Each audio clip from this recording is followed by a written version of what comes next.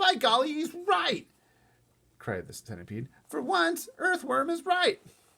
Of course I'm right, the Earthworm said, and we're not likely to find anything around here either. We shall get thinner and thinner and thirstier, and we shall all die a slow and grisly death from starvation.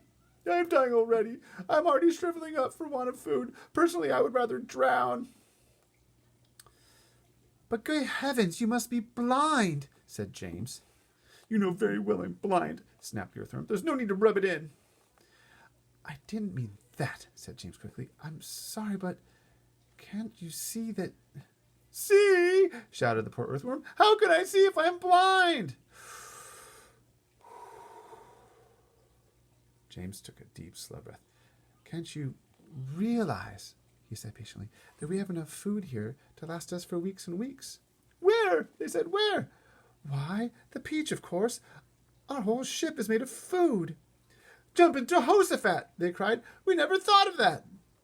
My dear James, said the old green grasshopper, lying a front leg affectionately on James's shoulder.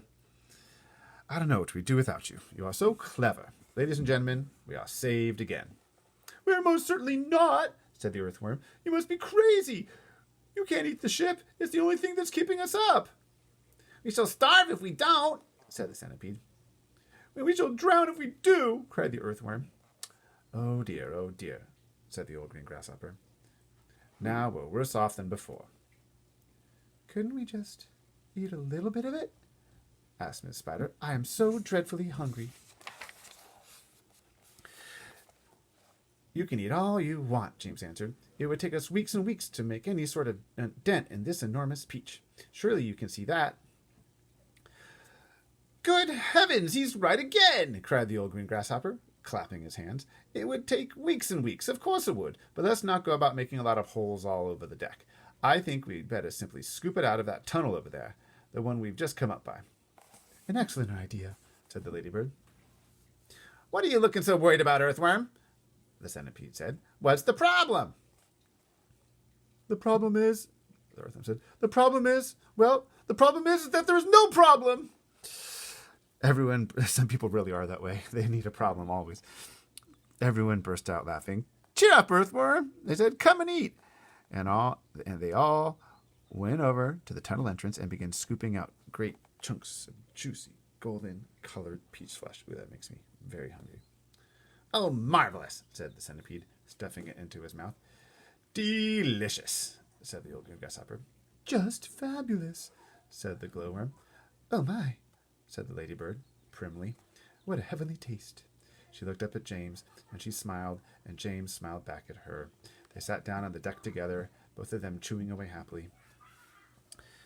You know, James, the ladybird said, up until this moment, I've never in my life tasted anything except those tiny little green flies that live on rose bushes. Those are aphids. They have a perfectly delightful flavor, but this peach is even better.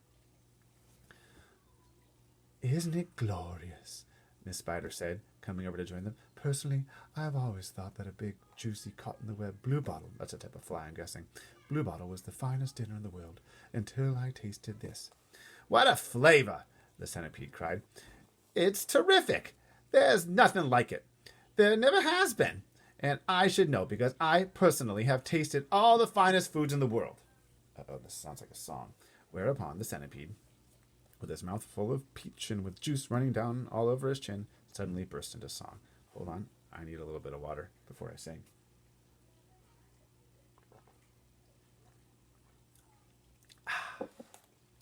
I've eaten many strange and scrumptious dishes in my time, like jellied gnats and dandy-prats and earwigs cooked in slime, and mice with rice, the really nice when roasted in their prime. But don't forget to sprinkle them with just a pinch of grime. Oh, I've eaten fresh mud burgers by the greatest cooks there are, and scrambled eggs and stink bugs' eggs and hornets stewed in tar, and pails of snails and lizard tails and beetles by the jar. A beetle is improved by just a splash of vinegar. I often eat boiled slubbages, the grand when served beside minced doodlebugs and curried slugs. And have you ever tried mosquitoes' toes and warm fish roes, most delicately fried? The only trouble is they disagree with my inside. I'm mad for crispy waspings on a piece of buttered toast and pickled spines of porcupines, and then a gorgeous roast of dragon's flesh, well hung, not fresh. It costs a pound at most, and comes to you in barrels if you order it by post. Oh, I crave the tasty tentacles of octopi for tea. I like hot dogs, I love hot frogs, and surely you'll agree. A plate of soil with engine's oil, a super recipe.